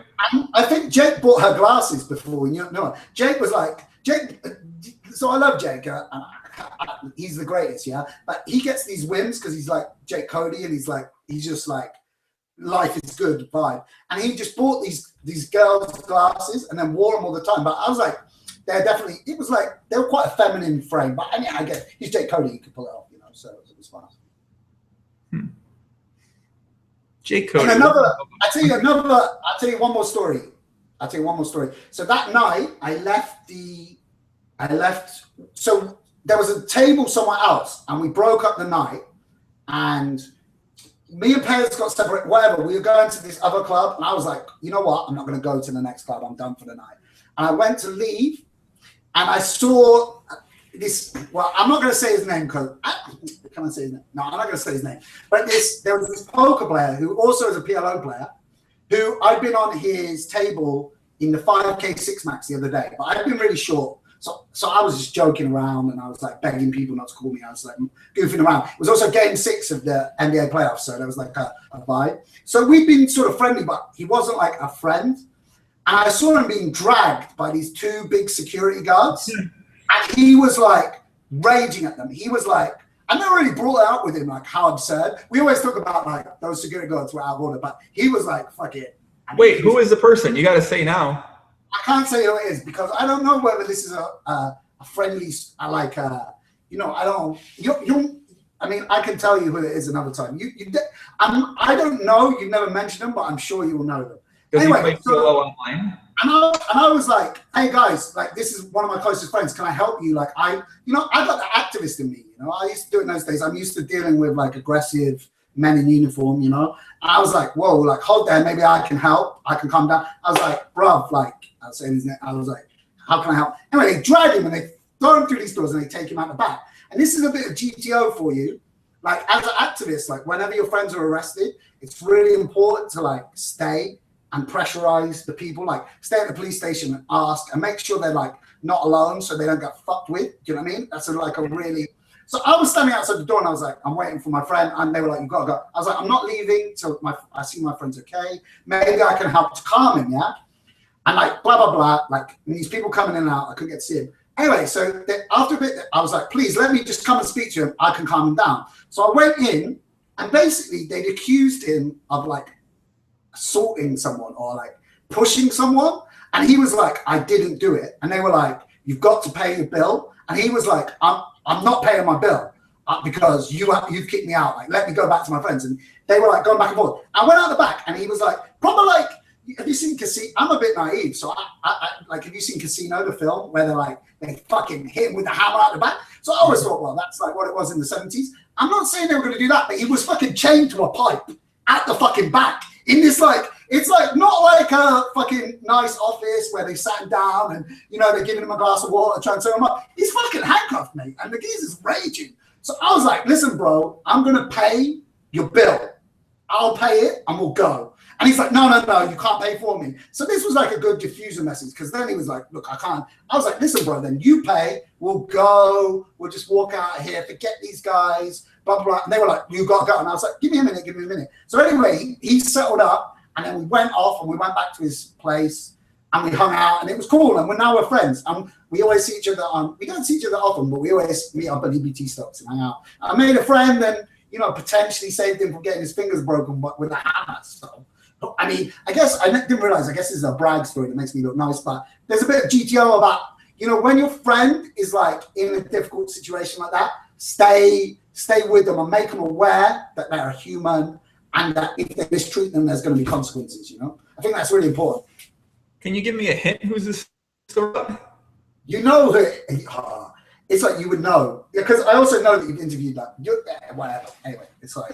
It's not. I mean, it's not that big a deal. It's just a story of someone being out of control. But I'll tell you. I'll just message you later. Okay. I kind of want to know who this person was. I feel like this summer in Vegas is going to be very interesting.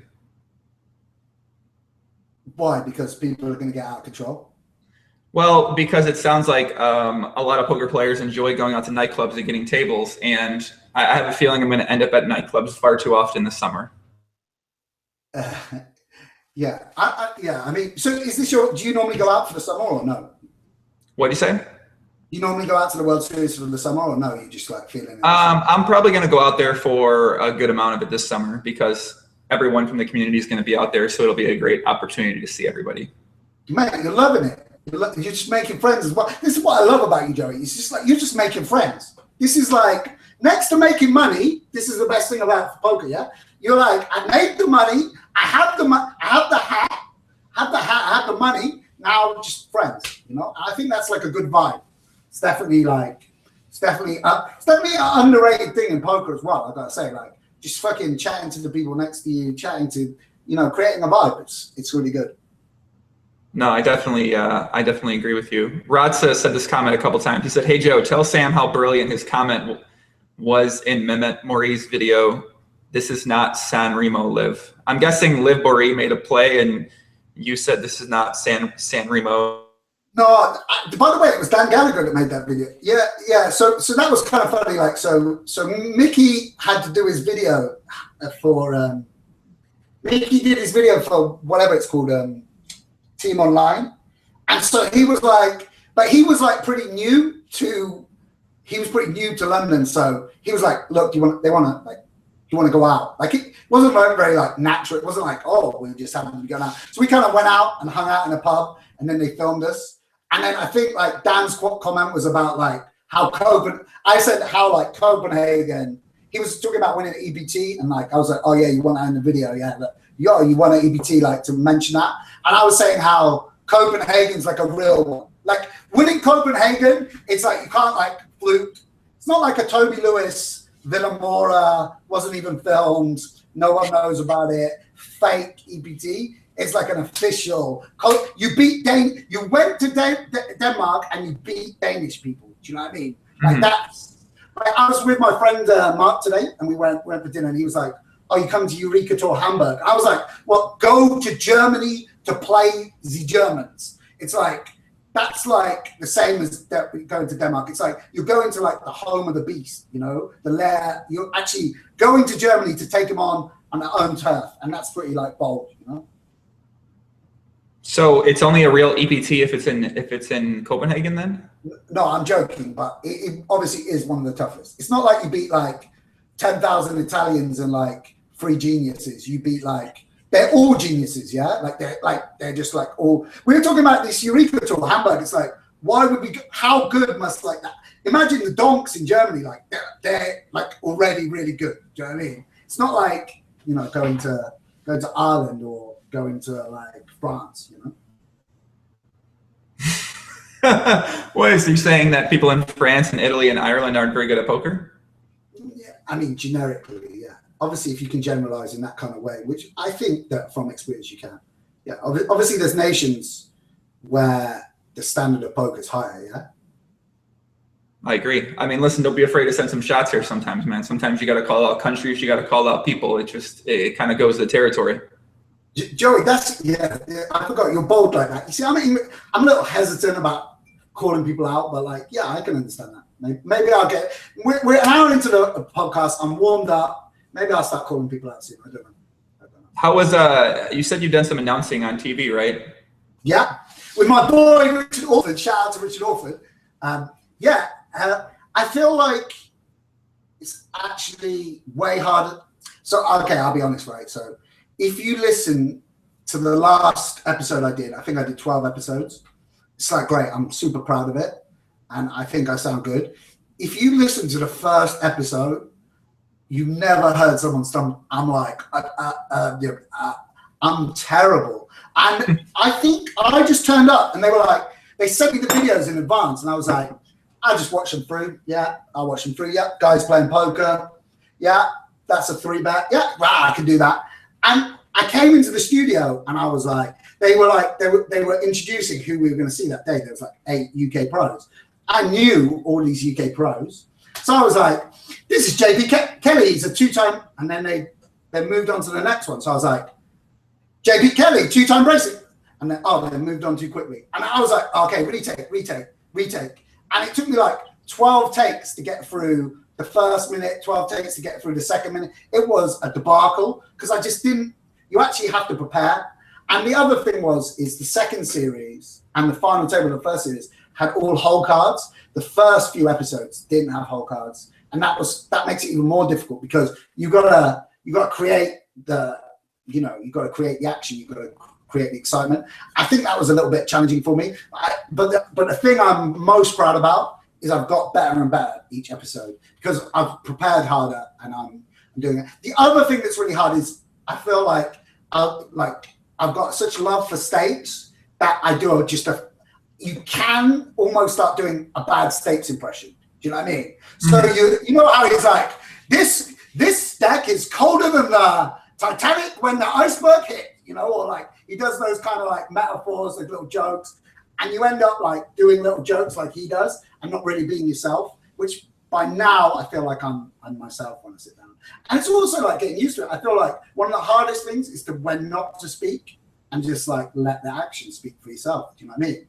And like it's getting all those rhythms and those but the best thing about it as well, and this was good from the word go, is Richard Orford, the guy I did it with. So I'm like stumbling over every take, whereas he has to do like a 2-minute introduction where he says where the event is, how much the buy-in was. He has to say like what first prize was, what dates it was, how many flights there were. And he just nailed it. And it was like he had 43 seconds to say it and he took 42 seconds and finished. He was like unreal professional. And the other good thing was we had such good chemistry that actually there was some funny jokes in there because we just like bounced off each other and like sort of took the mick out of each other, and we're like similar age, similar vibe really. So it worked out really well between the two of us.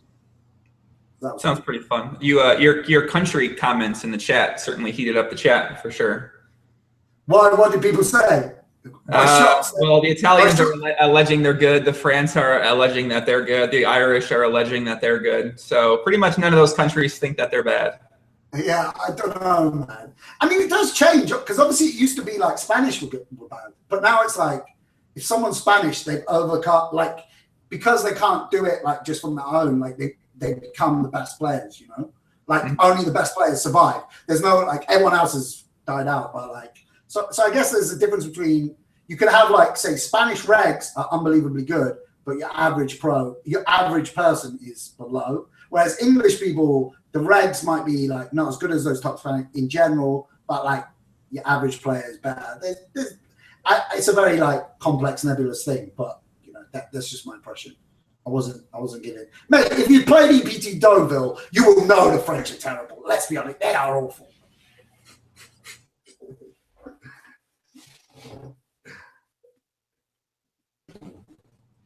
I think the French. I don't know. I haven't played with French people for so long. Yeah, of course, we miss them. I remember them being very, very good at poker. No, they're fun. I think. Yeah, we'll take a couple questions from the chat when you guys stop debating the countries now. Everyone's going to war for their own country. They really like their countries, man. Jesus. Yeah, someone give me a couple questions from the chat. We'll take a couple of the best ones. And then I have to go to the bathroom I've been eating a lot of food. I'm doing my fitness prep so I have to get in better shape than my friend by August 31st. So and what are the parameters, like how do you define that shape? Well, so we're defining the shape as whoever has the most, I guess, whoever has the best, like whoever looks the best physically. So it's just basically all aesthetics. It's just how you look. So whoever looks the best, whoever has the biggest change from now until then wins the prop bet. Who's judging it? You know what? We haven't quite figured that out. I think Jay Kuhn will probably be one of the judges because Jay Kuhn's a fitness professional. But yeah, I'm not quite sure the judges quite yet. You go through the roof. You're gonna oil up, and you're just gonna be like there, like posing with each other, and like, you know, like that's a pretty amazing thing to do. Well, it'll be a podcast too, so it'll all be recorded. Mate, that might take the Joey Ingram social media empire to another level. That could be the breakthrough moment, mate. You might cross over, you know, that might spark the next poker boom. That's what I'm talking about. It might be that big. Could be a moneymaker moment, you know, you and your boy in a thong and Jakun like expecting, you know, he's so great, by the way. I've said this before, but like, he's so great. Like, he always like walks past and like, we'd be in the corridor or whatever, and he walks past and everyone like just stands a bit more upright and he's like, how's it going, Brits? And we're like, yeah, all right, Jakun, yeah. He's just a fucking legend, you know. He's a fucking legend. Is that what his aura is like in person around other people? Aura's strong, you know. And he'll like look at us all, and then he'll like compliment someone's shoulders, and he'll be like, "Great shoulders, Ash." And Ash will be like, "Oh, thanks." And everyone's like looking at Ash like, "You're so lucky, getting a personal shout out from Jakun. So lucky, you know." Wow, I didn't know he was looked at as like this. I didn't know he had that sort of aura around the last tournament. Like, even with other good pros, so we're on the same table in PCA main, and it's like raised, and it's like 3-bet from this Greek kid Zizmo, who's like an online high stakes sit and go, like really respected. And like it comes to Jakun and he's like, "You're a frisky little fella, aren't you?" As if the kid's like 14, you know, like he just like speaks to me, he's like frisky little fella. The guy's like, he's like, "I'm all in," like, you know, like, how do you like that kid? You know, it's just like massive boss. Jay Kuhn's the man. Bruno says, does Sam plan to play the whole scoop schedule? Yeah, like not any of the mixed events. Hopefully I'll play the highs, depending on how it all goes. I mean, as I said, this is my lucky festival. I've always done well in it, or like I've done well 2 out of 3 times. So yeah, hopefully I'll be playing everything high. Yeah. Well, plus you have the podcast Run Get on your side too. Everyone after you come on a podcast, like Jay Kuhn came on the podcast, he won the high roller. He won like I was like, is this the same Instagram? Is this the same Facebook status as he had yesterday? Is this the old one? I think he's won another tournament, or like every day he was chopping tournaments, eh? Yeah. About time, because he's running a bit below EV in those big coups for a while. So I'm real happy for him. Well, I definitely expect you to win a scoop now at some point in time. Mate, I'll do my best, brother. I'll do my best. I think you will. Is that the only question from the chat? Is that it? Any more questions from the chat? That country comment really got shit fired up in here from Paolo. What do you want to know, Joe? Come on, you're the host. Talk to me, brother. What do I want to know? Yeah. I don't know what I want to know, man. I don't know what I want. That's a great question. What do I want to know? I didn't really write much down because I didn't know much. So I was just gonna let you speak and then go off of you. Who did you go out with last night? Did you go out in a big group, or you just went out like a couple of you? I think a lot of the people I went out with last night here are not poker players. I have a lot of non-poker playing friends here, so I've been hanging out with a lot of them. Went out like a huge group, or like it was like a heads-up thing, or like what? Like where did you go? Like you went to a club, or what? No, not last night. Isn't tonight like a Wednesday or something like that? I went out for a brief time for dinner, but then I came home and I worked a lot on my new Monday Night High Stakes Poker, where I'm recapping. It's like a sports center for the online high stakes cash game world. And I did an episode a long time ago, but I decided that with all the Isildur action recently this month, I'm going to do another one. Yeah. Cool. Okay. We got some. You need to go to the toilet, bro. I got top 5 UK players here. What's his poker's goals? Come to the WPT. Yeah, I can answer some of these. You can go to the bathroom, my brother. Oh no, it might be. I'm gonna wrap it up before I do that. Top 5 UK players. Go from there.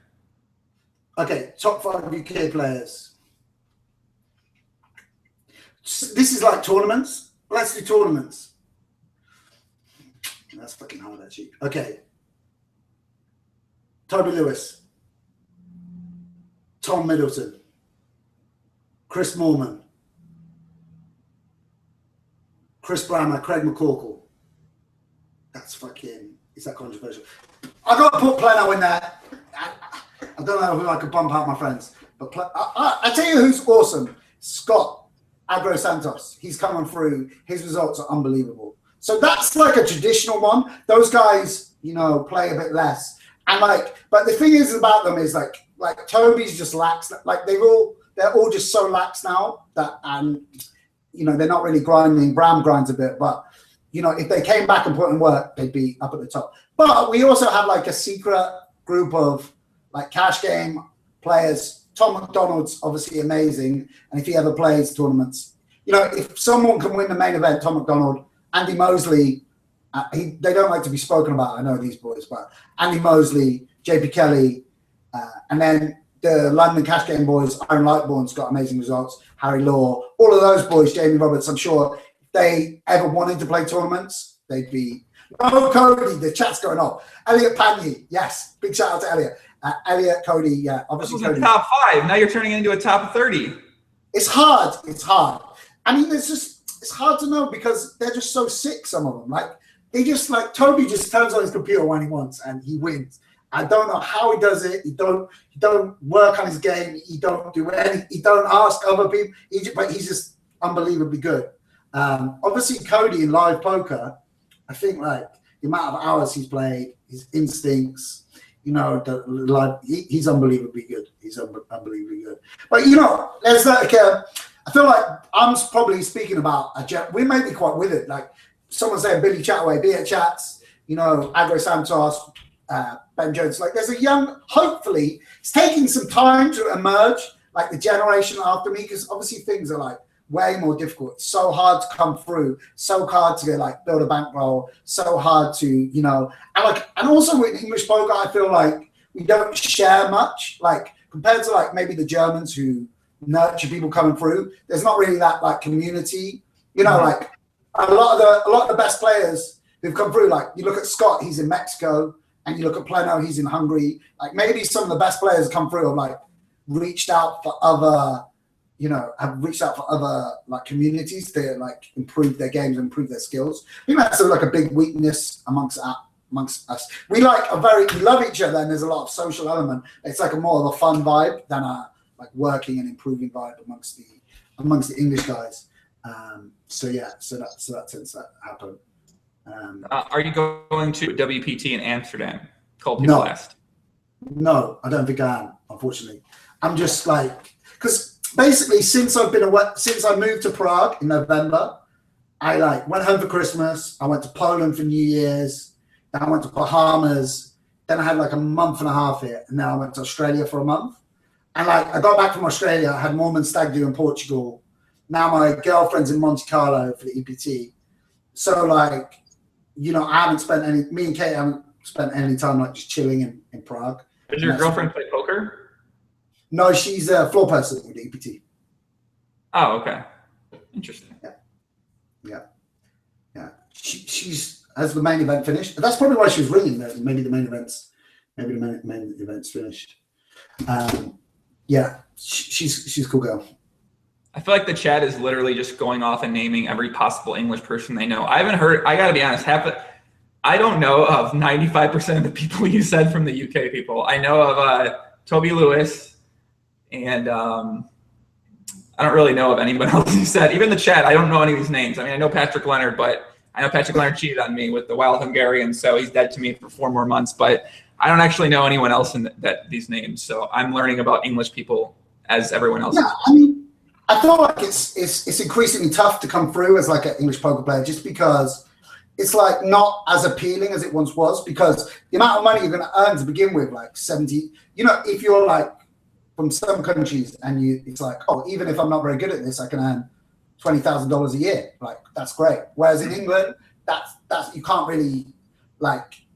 If I'd been coming through, like I was doing an internship, and then I started to make all this money at poker, and I was like, wow, this game's exciting, this game's fun, and like, oh my god, I was living in a, you know, shared house with 5 people, and then I could like move out and get my own flat and open up all these things, whereas I feel like that doesn't really happen now. And if it was just like, oh, instead of earning not much money, I'm earning $15,000. It's like, so what? I'm not going to like change my career for that, you know, unless the passion really gets you, which obviously it does. By the way, Tom Hall as well. Like he's just gone deep in Monte Carlo. Like he must be really good. I don't even really know. It's tournaments is so subjective because there's so much luck involved. Now, obviously, I haven't even mentioned Trickett. Obviously, and he's just Trickett. You see, that's the thing as well. Like our community, it's like I don't even really think of Trickett and Liv because they're really good, but they're just in a different world. They're not really. Hold on. So wait, what do you're saying? What do you mean by that? You'll get, well, this is Joey Ingram. Look at you. You're like, by the way, it's like, so let me tell you how this is. Like, I'm talking, I'm saying all these words, and you're like, yeah, I'm listening to you, Sam. And then it's like you get a little whiff of like, oh, is he going to say something controversial? And you're like, back it up. Like, no. I'm definitely not. No, I believe me. If I did that, I'd be doing a much better job at it in theory. No. I was just saying, like, well, it's just more like there's like MTT, like there's the MTT players who we play the GEKBTs. There's a 2K at Dusk Till Dawn, and we like show up there and we talk strat, and there's an English poker Skype chat and Scottish, you know, and like, you know, there's all that kind of stuff. Whereas like Trickett's like in Macau, and then he's got his boys. He looks after his boys, and he's really like nice to everyone in English poker. He's a great guy, but he doesn't really. It's not like he's ever going to be like, you know, he's not really part of. He's not grinding tournaments on a fucking Thursday night at Stars. He don't even turn up for Scoop. You know, it's not. He's like high stakes cash game player, and he's part of an international circuit. And it's the same with Liv. It's like she's spent like hangs out with the Germans or whatever. I don't know, like her. You know, obviously, you know, she it's not like you can go to her with like a hat. She's not part of our like, you know, community in that sense. You know. So you're saying they're both probably on the same skill level in terms of tournaments, I guess. I mean, I don't know. I mean, I would say like obviously Sam's probably better. You know, Sam might be the fucking best poker player. Like it's just like he's probably like if he was ever motivated. If you took all Sam Trickett's money and said, "Here's a like 5K bankroll, go and turn it into a fucking," he would probably be the best player. He would probably like destroy everyone. But at the moment, it's like he probably doesn't. You know, he doesn't feel like he needs that. You know, he's just like chilled. You know, he's just chilled. Mm-hmm. But yeah, I mean, I wasn't saying anything bad about them. I was just saying they don't immediately come to mind when you say UK poker because it's like they're just on another ethereal plane, you know, floating above us and like just going to Macau and Monte Carlo and shit like that, you know. Mm-hmm. No, I agree with you. I don't know what the chat's talking about anymore. We're actually gonna wrap it up because I have to do two things. One of which ends at 5 o'clock, so I can't do it at 5 o'clock Central Time. So I have to get it done in the next 30 minutes, unfortunately. But yeah, Sam, do you have anything else you want to add? Where can people follow you on Twitter? At Squid Poker, as we talked about at the beginning. Obviously, I love Twitter. Like, yeah, so I'm always happy to interact with people on there. Instagram at Go ahead. Instagram at SW Grafton. My Instagram game is pretty decent. And yeah, that's about it, really. Other than that, like, thanks for having me on. Loving it.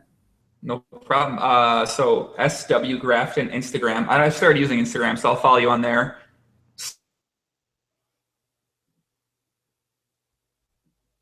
So you can go check it out. And you said you got a Shark Cage episode coming out soon, correct? That'll be season 2? Yeah, season 2 of the Shark Cage. That'll be on. I think they just wrapped it up in Monte Carlo. I might have been in Monte Carlo playing in the final. I can't reveal whether I was there this weekend and won $1 million. But yeah, second series is coming out, so check that out. Wait a sec, did you win $1 million recently? I might have. I can't reveal that, unfortunately. It might be. I might actually just have €1 million. Why do you think I'm in a good mood? Read into it. I've been cheerful, yeah? Like, read into that what you want. Yeah. And you won $1 million, didn't you? You motherfucker. Don't remember, like, Joe Ingram was like the fucking worst interviewer ever. Like, this guy just won $1 million in Monte Carlo. Didn't even fucking ask him about anything. So, yeah. And, yeah, that's about it. Run it once as well. I know you're against training sites, but I'm not. Say what's up on Run It Once, watch my videos, and if you have any questions, feedback to me on there. Yeah, exactly. Cool. All right. Luke Armstrong said future guest. I'm not sure any exact dates for anybody. I know I have a lot of people lined up, but I just can't be bothered to really do anything. I'm not very on top of the ball to. Mate, it's hard to be a fucking social media empire builder like you and maintain the Joe Ingram fucking lifestyle of partying and enjoyment and being good at BLO. It's like you were just trying to do a little podcast. You're just trying to chat to a few friends about PLO, and it's fucking blown up. It's fucking tough, bruv. I feel for you. It's an interesting balance to try to balance it for sure. Yeah, for sure. It's an interesting balance, but yeah, we'll be back soon. Probably next week, Wednesday. I know Wednesday I'll be with Adrian Phoenix, one of my good friends, and I'm definitely not lazy, as P-Man says. I just like to work on other things. And Joey, come to Prague, yeah. If I don't see you at the World Series of Poker. If you're in Europe, if you're in UK, like because I go back to UK, this should happen in real life. Oh no, we're definitely going to have some fun at some point in time in the future. Yeah. For sure, it's going to be a good time. Guys in the chat, thanks for tuning in. Thanks for all the comments, questions. Much love. I'll see you guys soon. Adios. Peace out.